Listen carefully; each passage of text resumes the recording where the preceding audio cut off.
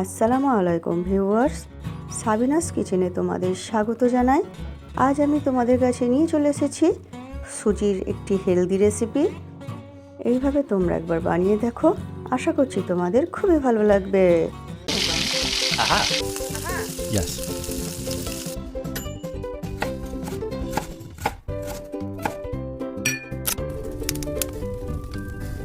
Wow.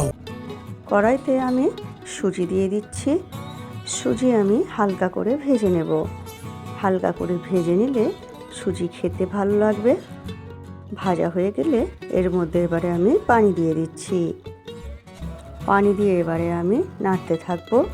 আরও কিছুটা পানি আমি এর মধ্যে দিয়ে দিচ্ছি, পানিটা কম লাগছিল। এরপরে পরিমাণ মতো লবণ দিয়ে দিচ্ছি, আর দিয়ে দিচ্ছি 1 চামচ চিলি ফ্লেক্স। সব কিছু দিয়ে এবারে সুজি আমি অনবরত নেড়ে নেব। নেড়ে নিয়ে একটি শক্ত ডোয়ের মতো পরিণত করে নেব নেড়ে ছেড়ে। দেখো, এটা আমার সুজিটা একটা শক্ত ডো তৈরি হয়ে গেছে। এরপর একটি জায়গায় ঢেলে নিয়ে ঠান্ডা করে নিয়ে এইভাবে আটার মতো মেখে নেব। আমি হাত দিয়ে ভালো করে দোলে দোলে আমি মেখে নিচ্ছি। এরপর এর মধ্যে আমি কিছুটা সাদা তেল দিয়ে দিচ্ছি, 2 চামচের মতো, দিয়ে আবার আমি দোলে দোলে ভালো করে মেখে নেব। সকালবেলা যদি এইরকম একটা হেলদি টিফিন থাকে তাহলে সারাদিনটা খুবই ভালো যায়। এইভাবে তোমরা একবার অবশ্যই বানিয়ে দেখো। এরপর আমি কড়াইতে কিছুটা সাদা তেল দিয়ে পেঁয়াজ কুচি দিয়ে দিচ্ছি। পেঁয়াজ আমি লাল করে ভেজে নেব। ভাজা হয়ে গেলে 1 চামচ আদা রসুন বাটা দিয়ে দিচ্ছি। আদা রসুন বাটা দিয়েও আমি কিছুক্ষণ ভেজে নেব।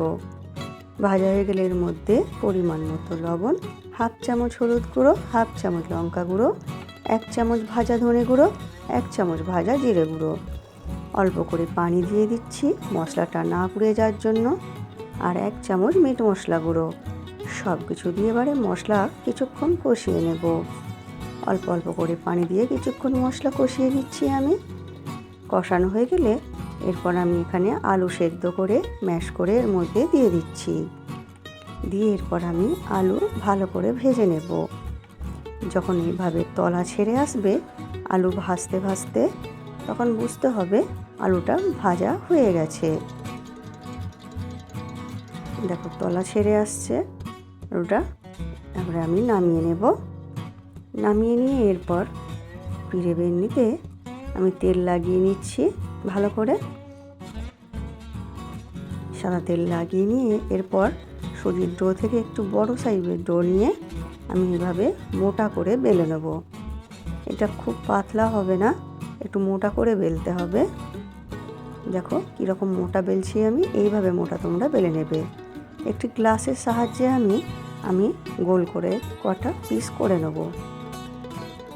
এইভাবে তোমরা সমস্ত সুজির স্যান্ডউইচগুলো গোল করে কেটে নেবে। দেখো কত সুন্দর গোল করে কেটে নিয়েছি। এইবারে বাকি অংশগুলো ফেলবো না, প্রতিবারে যখনই বেলবো তার সঙ্গে দিয়ে দিয়ে আমি বেলে নেব। এরপর আলুর মিশ্রণ থেকে 1 চামচ নিয়ে একটি সুজির লুচির মধ্যে দিয়ে দিচ্ছি। দিয়ে এরপরে আরেকটি দিয়ে এর ওপর চেপে দিচ্ছি ভালো করে, দিয়ে সমান করে দিচ্ছি হাত দিয়ে ঘুরিয়ে ঘুরিয়ে। এই রেসিপিটি যেমন সুস্বাদুও হয় তেমন দেখতেও খুব সুন্দর লাগে। বাচ্চারা সবাই খুবই পছন্দ করবে খেতে। শুধু ঝালটা তোমাদের পরিমাণ মতো তোমরা দেখে নিও। এবারে তোমরা চাইলে একটি কাঁটা চামচের সাহায্যে এইভাবে ডিজাইনও করে দিতে পারো। এরপর একটি ফ্রাই প্যানে আমি তেল দিয়ে দিচ্ছি। দিয়ে অল্প করে তেল দিয়ে এরপরে উল্টে পাল্টে আমি 2 পিঠ হালকা লাল করে ভেজে নেব।